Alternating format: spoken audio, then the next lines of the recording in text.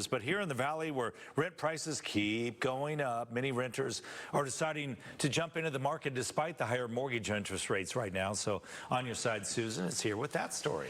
This is a really tough math equation. We talked to several people who have been running the numbers and finally decided to jump into the market. So those interest rates really slowed down the first-time home buyers. But now they're dealing with the reality of soaring rent prices, and for some, that uncertainty of what rent will be next year is enough to push them into home ownership. When I first moved here, Casey Luttrell wasn't so sure about the green kitchen. I absolutely hated the color, and I'm a designer, so I had a hard time looking past that. But she loved everything else about this condo and knew it was time to buy.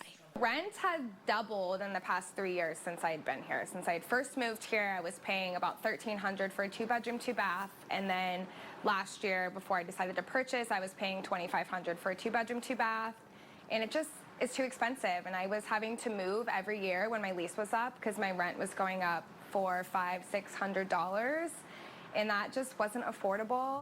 Justin Villalone is also a first-time home buyer.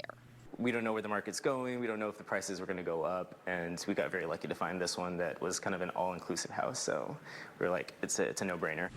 He just closed on the house, and interest rates weren't ideal.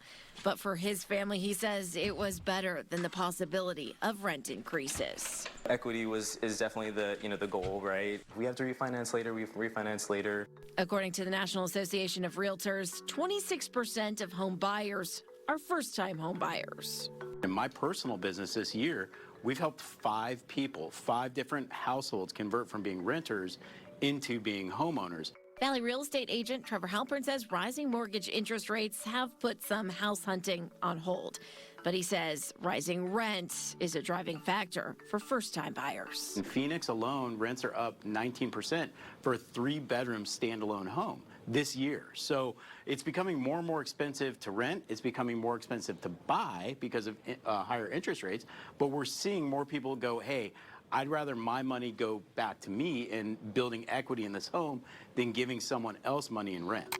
Across the country, the median age of first-time homebuyers is 26, and the median household income is $71,000. The first home you buy is typically not the last home you're going to buy.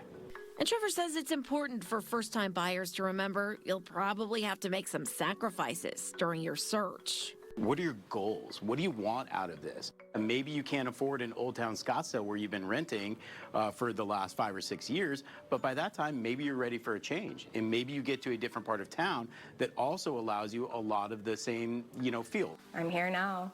It didn't take long for Casey to settle into home ownership and everything that comes with it, including a couple unexpected bills. I'm making this space fun and funky. Justin feels right at home, too.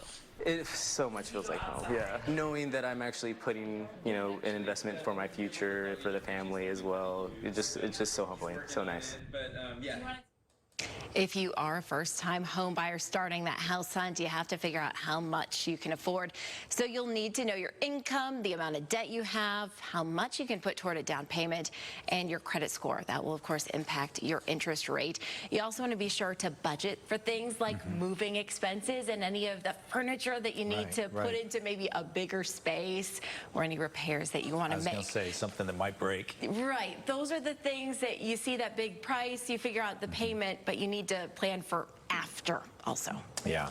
I remember my first home I ever bought in Albuquerque, New Mexico, $52,000. Oh.